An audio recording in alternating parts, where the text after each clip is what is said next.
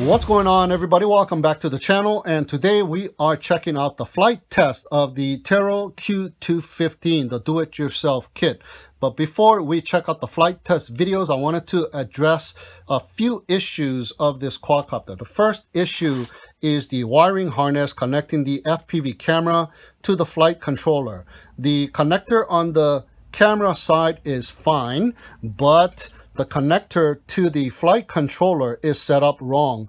The yellow wire, which is the signal wire, and the red wire, which is the 5-volt wire, is switched. So what you need to do is take a pin or a razor blade or something like that and unplug those two wires and switch those two wires around, and then you will get the video from the FPV camera.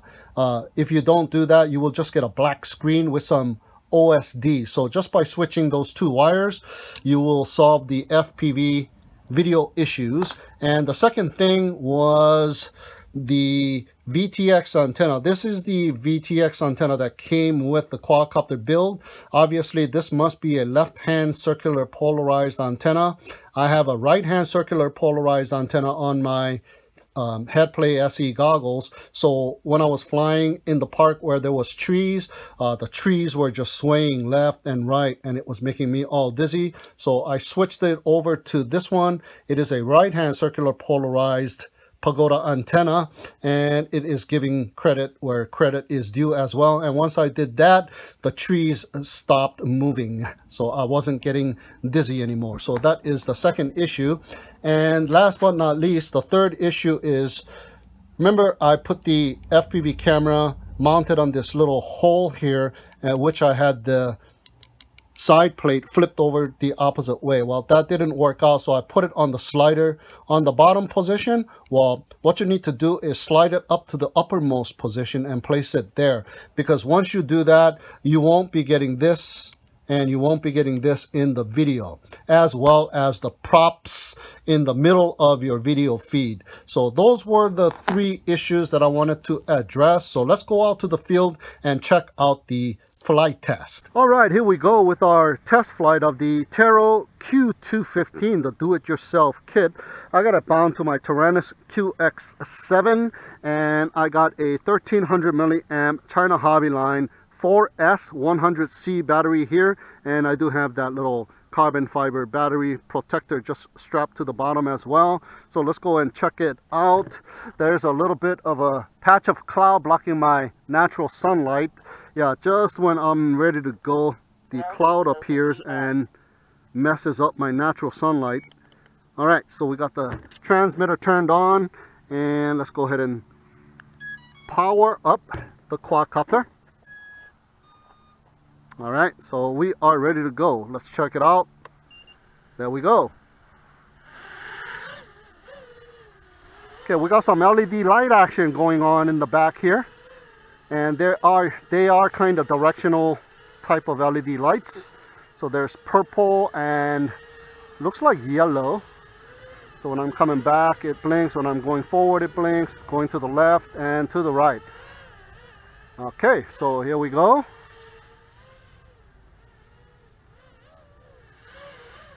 I got the default BFIGHT PIDs, the 3.4.0 PIDs, and I didn't realize they changed the PIDs on the 3.4 and the 3.5. I thought it was a manufacturer's PIDs. Okay, so far it is looking pretty decent. Very quiet with these props. All right, let's do a little punch out here. Ready? Oh yeah, it's not bad.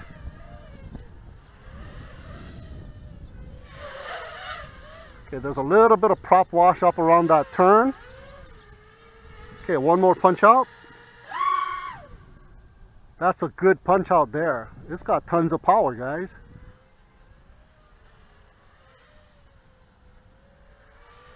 Not bad. And it is a little bit on the loose side. See what I mean? The wind is starting to pick up already. It's supposed to get pretty windy today. One more punch out. That is amazing punch out there. All right, let's see if I can do some flips. Switched over to acro. Yeah, this thing is not bad. Pretty decent.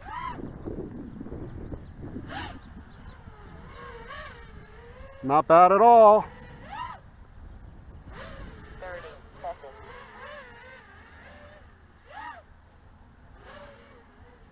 Actually very, very nice. Nice and smooth. 20 seconds. Alright, let me go ahead and bring it in and check it out with some FPV goggles before the wind picks up too much. 8, 7, 6, 5, There we go. 4, 3, 2. Alright, here we go with our first FPV flight with the Tero Q215. So let's go ahead and check it out. I got another China Hobby Line 1300 milliamp 100C 4S battery. Alright, our first FPV. And default BFIGHT PIDs. Okay, I seem to be having a lot of noise, video noise.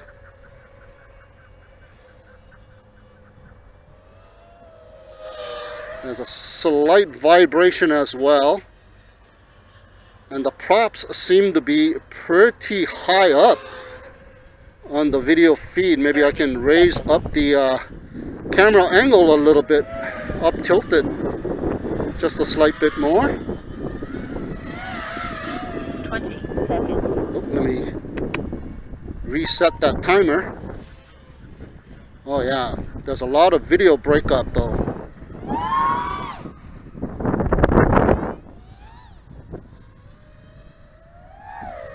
And it is getting worse. So what is up with that? We even have a capacitor on this thing.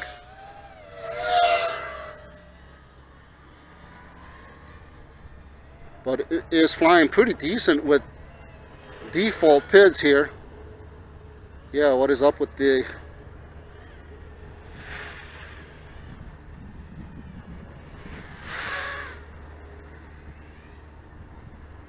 static?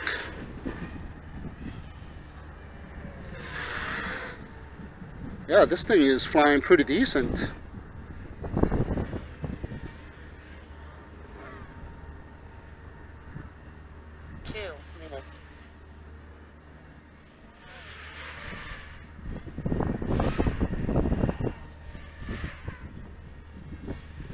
Not bad. Let's do a little punch out.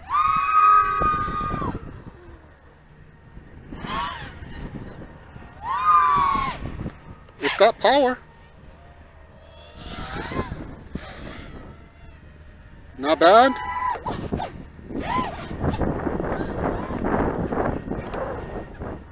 Whoa, whoa, whoa.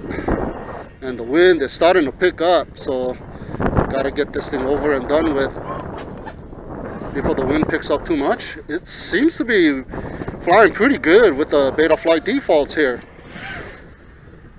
Not bad. Maybe I just need to tighten up the eye value just a little bit.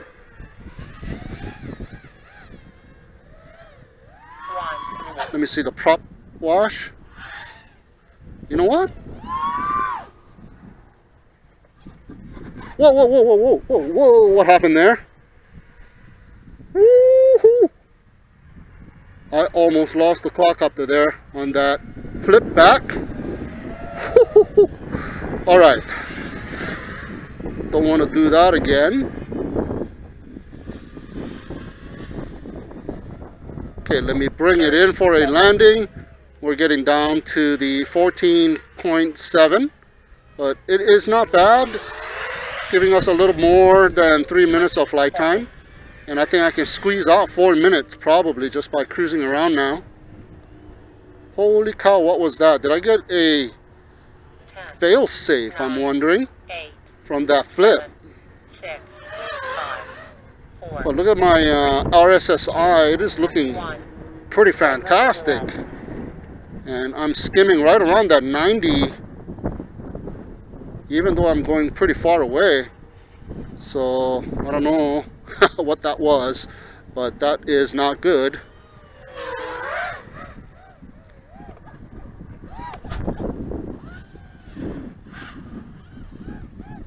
So we are down to the 14.5, so that is about the time I want to land. We have flown for about 4 minutes, some punching and some cruising, so not bad flight time as well. There we go. You know what, the camera angle is not that low, it is pretty high, but I can see the props almost in the middle of the video feed here.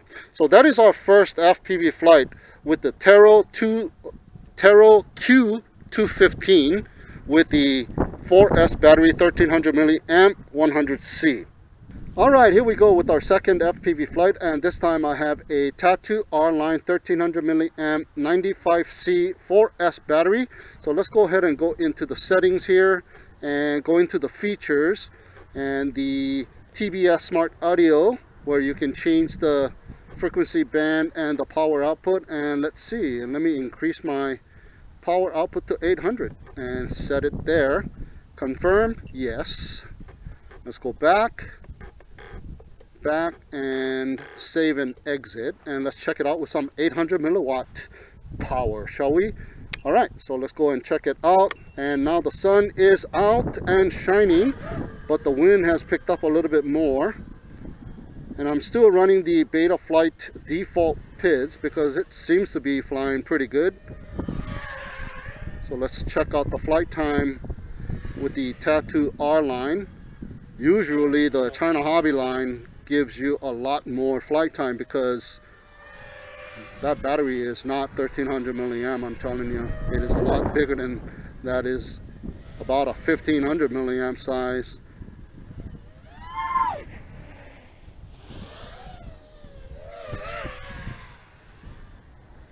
Not bad. Hopefully I don't mess up and hit one of these bushes here.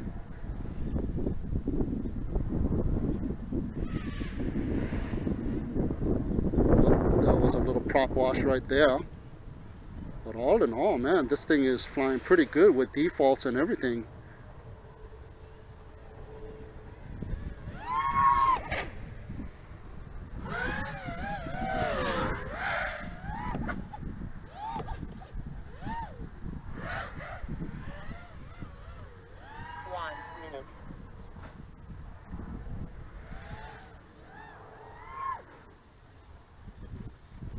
Do that a little slower this time. Hey, so far so good. We still got those breakups, lots of static coming out of the video feed even at 800 milliwatts. So this thing is very noisy. 30 seconds.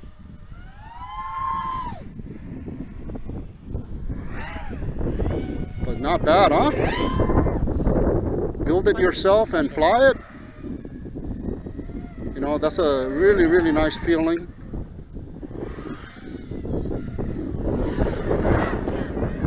I think they were doing some kind of motocross track on this field as well. They were trying to do something here, but they decided not to. And they finally fixed the water pump over here at this park, so now the sprinkler system is working. So everything is slightly greener out in the field where there's grass. So we are going to be able to squeeze out perhaps a 3-minute flight time with this Tattoo R-Line battery. And the wind is just picking up, and I can feel that the quadcopter is getting pushed around up around them turns right there. So slightly higher I values will help from the default PIDs. The P value seems to be pretty good. Maybe a couple of values higher on the D values as well. Get rid of that flutter. Alright, so not bad. A little over 3 minutes. 6 minutes.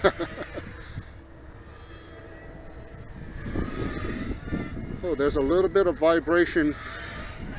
There you go.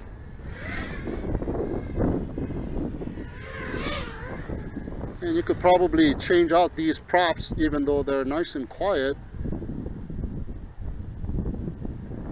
Change it out to some Dell props or some HQ props. Maybe some gem fans. Okay, let me go ahead and bring it in.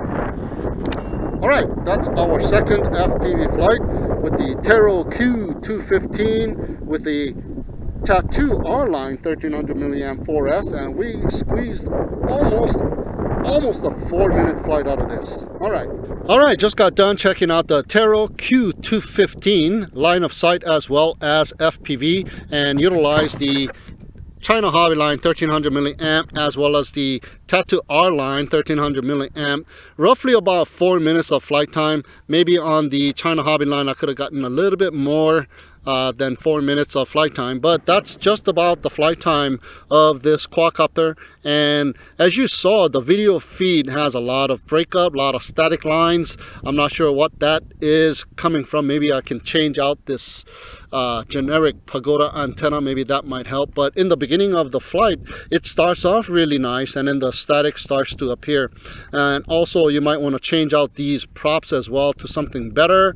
All in all, it is a nice quadcopter, guys, and this is a do-it-yourself kit, also available as a bind and fly unit. The bind and fly unit is about $135. Now, I've got some messages on the build video that the price jumped from $112 up to $133. So that's kind of, yeah, that kind of sucks. They should keep it right at $112. $112, yeah. That would be a perfect price, and it is a bargain at that price because this is a nice build. I just love this type of frame with the removable arms, so just a perfect quadcopter for you to learn how to put it together, and everything fits. All you got to do is solder on the motors, the XT60, the capacitor, and of course once you get your receiver on there, you got to solder on your receiver, in which I have done so with the FrSky XM Plus receiver, and that receiver worked fine. But there was a little bit of a droppage, or I got like a fail safe or something up around that flip back, so I'm not gonna do some of that flip backs anymore on this quadcopter. So there you have it, guys, my review and test flight of the Tero Q215, the do-it-yourself kit. Thank you so much for tuning in and watching. Have a great day, and we'll see you again next time.